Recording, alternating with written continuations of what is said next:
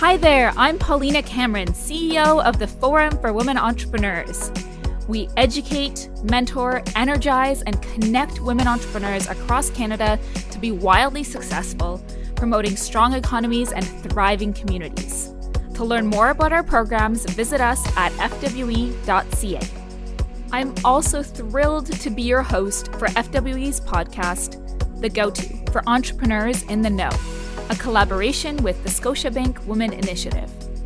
I interview inspiring guests who share their journey of their business and provide crucial pieces of advice that you can use to move your business forward. This season, we're covering everything from branding to financials to sales and organizational culture. As you listen, ask yourself how you can apply these learnings today. Let's dive in.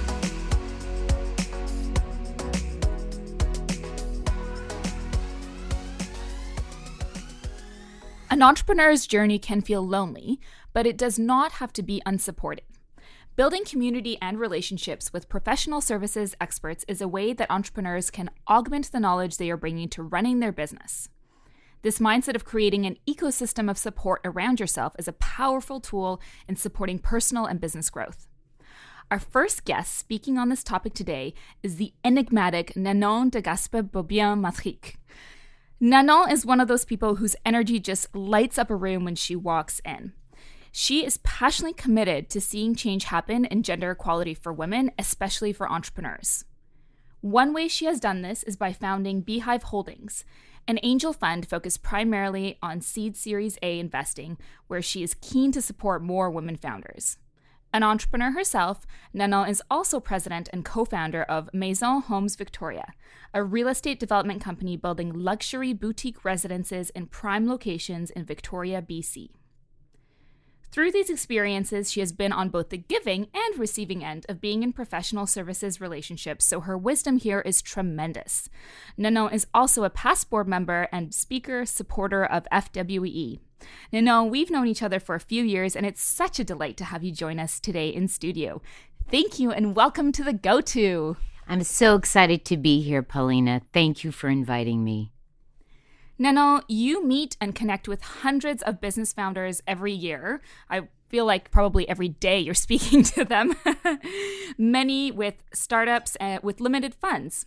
What advice do you give them when they are looking for professional advisors?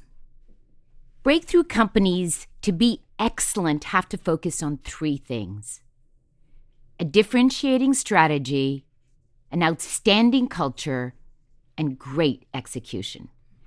They naturally focus on the great execution because it's all about survival when you're a startup.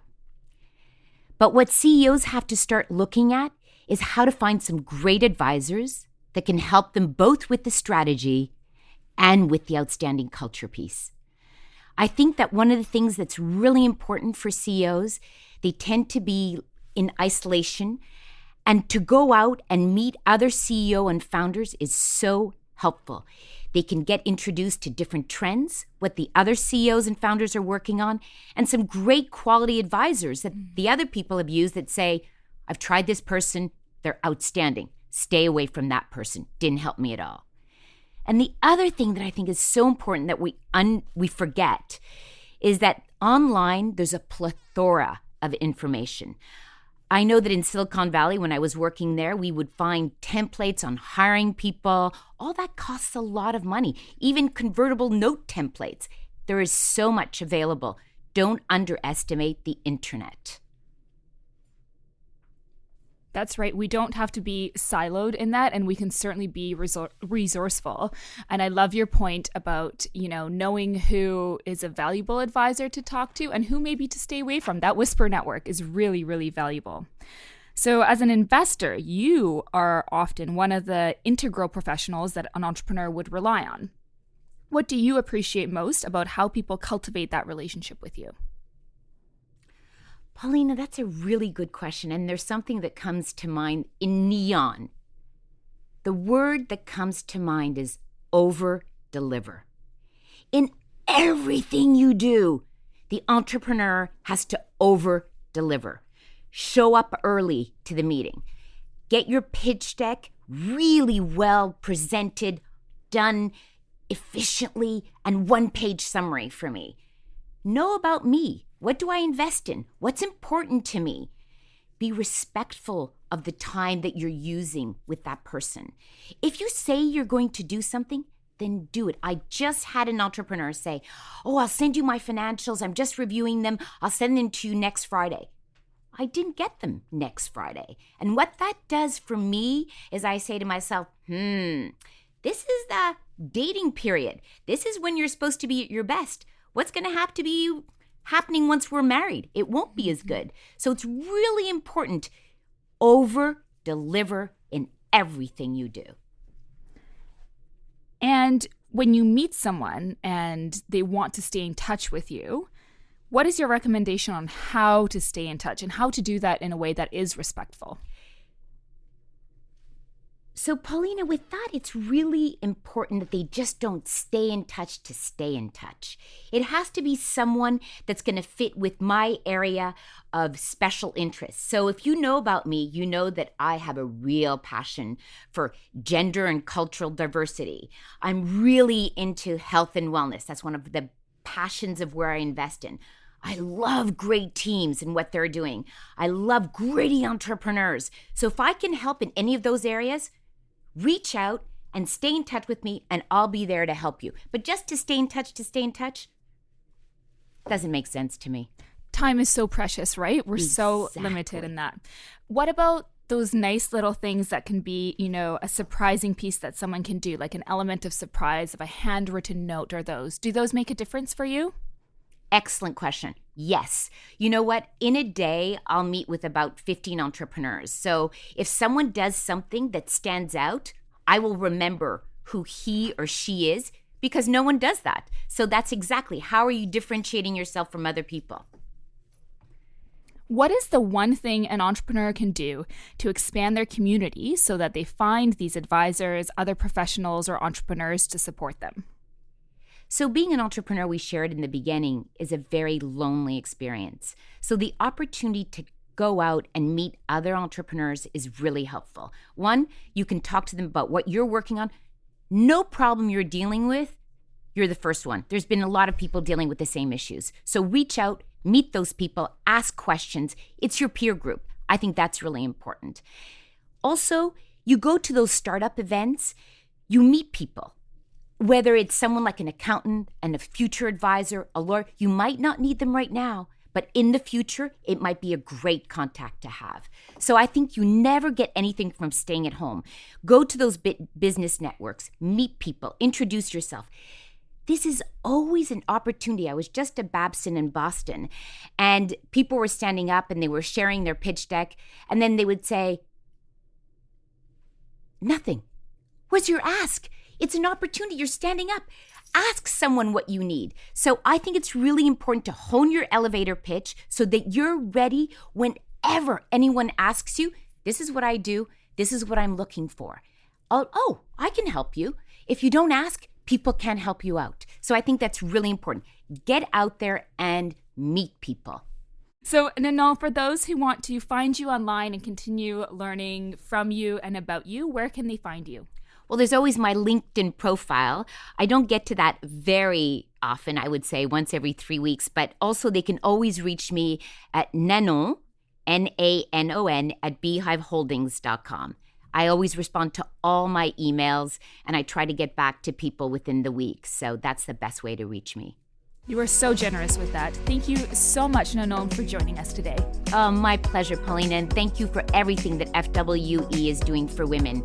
I think it's wonderful. I think it's a great opportunity for all of us to benefit and make the world better as we shared. We're going to take a quick pause before we hear from our next guest. The go-to for entrepreneurs in the know is the outcome of a collaboration between FWE and the Scotiabank Women Initiative. Let's take a moment to hear a few words from them.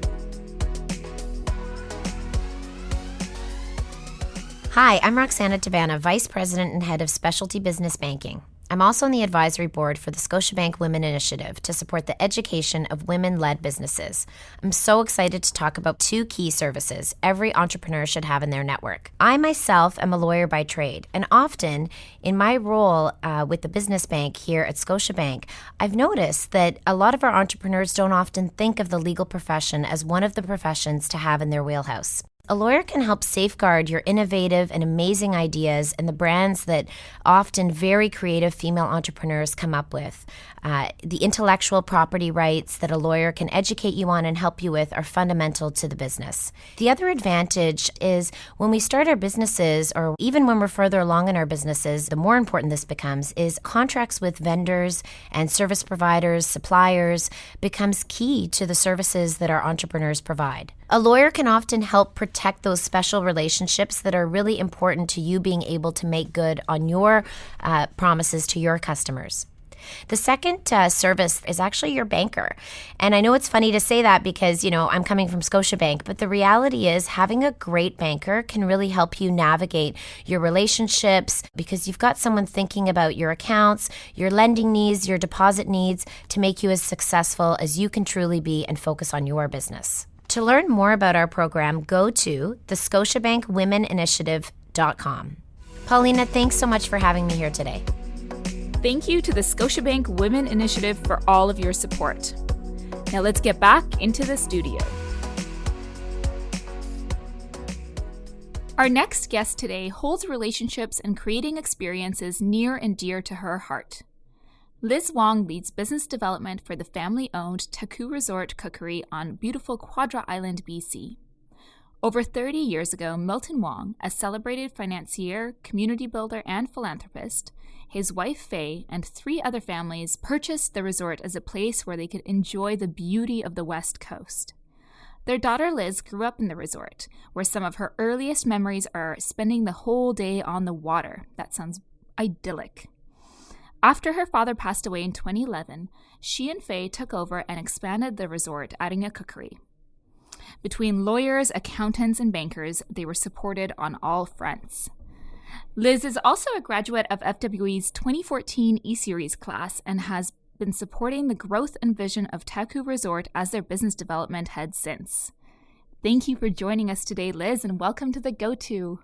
Thank you for having me. I'm really excited. Liz, it is such a treat to have you in studio today, especially since you had your baby a few short 7 weeks ago, and he's contentedly napping in the corner right now. For now, yes. Thank you for bringing him so that we could get the cuddles. So as you know, every mom knows, asking and accepting help is critical. And that is certainly true for business owners and entrepreneurs. Can you share with us a time where you found yourself in a critical need of professional expertise and how that worked out for you? Certainly. As you mentioned in the introduction, my father passed away. And although it wasn't unexpected, my family, we were left with all these business decisions that we hadn't planned for. And so we had to look for help through different friends that my father had worked with and who understood our business. It was really important to us that we knew these people already and they understood our business and we could trust them to help us make decisions. And were these people that you knew before? Like, how did your father engage you earlier with them? These were people that had been around for 20 plus years and they'd come around to our home to have meetings with my father or just come and have dinner with us. And they would also come up to the resort. So we knew them quite well and we knew we could trust them, and especially at a time like that when we're inundated with so many decisions. And although this situation doesn't really apply to all entrepreneurs listening to the show today, but it does point out that entrepreneurs do need a plan in place for succession, just in case something happens to you and you can't run your business that day, or maybe you're going to sell your business, but you want to make sure you have some key people who understand your business as well as you do and actually understand the types of decisions you might make. in your absence to help guide the business in the same direction you would have. Because otherwise it would be so overwhelming to be faced with trying to make the decisions and trying to understand how the decisions were made before and who's been doing them. Yes. Yeah. So what are some of the most important professional relationships that you have formed that have helped grow and protect the business? And do you have any advice in terms of how to keep those relationships so strong? I would say there's two people who I continue to rely on to help my mother and I, and it's our accountant, Steve. He's been working with our family for over 20 years. And then we also have a lawyer who has a lot of experience, so that when it comes time for my mom and I to make decisions on issues that we don't have necessarily much experience with, he can provide us with sound advice to make sure that we get to the right decision effectively. And that importance there of them, I mean, they hold expertise for sure as lawyers and accountants, but every business makes different decisions based on the values of the business. So these individuals having known your family business for over 20 years, they understand those values. If you were talking to an entrepreneur who maybe doesn't have that in place yet or is thinking about it, how do you think they could engage with these individuals so that they can kind of figure out how to make these decisions in a way that also represents their values? I would say for an entrepreneur who's looking to develop these relationships to strengthen their business is when you find a professional in whatever field you're looking for, and you find that you can trust them, or you get along really well with them, or you can understand the way they explain things to you.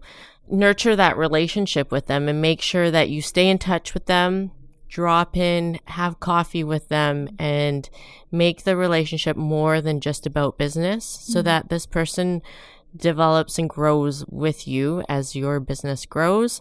And then they'll be able to help you at a moment's notice. And when your email comes into their inbox, they're not going to flag it for later. They're going to want to answer you because they want to help you out.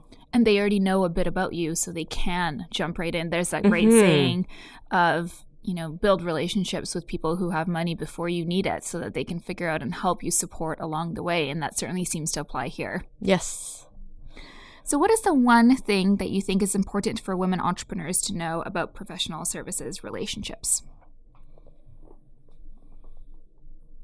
I think if you do find the person that you think you really want to work with, don't shy away from building a relationship with them.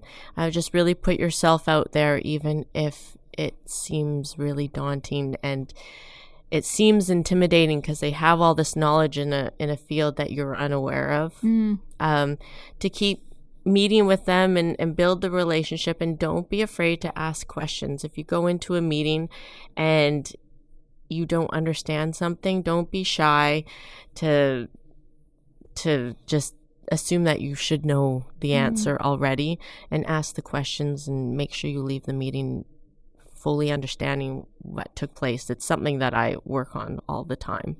So in your day-to-day, Liz, can you share an example of maybe how you've leveraged some of these expertise and relationships? Certainly. Currently with our business, and I think this happens for all entrepreneurs, you get really, really excited about the possibilities. And in the tourism industry, there's so much that we can do at the resort that I want to build cabins. I want to expand on the cookery. I want to build all sorts of things around the resort that would make the experience so much more fun.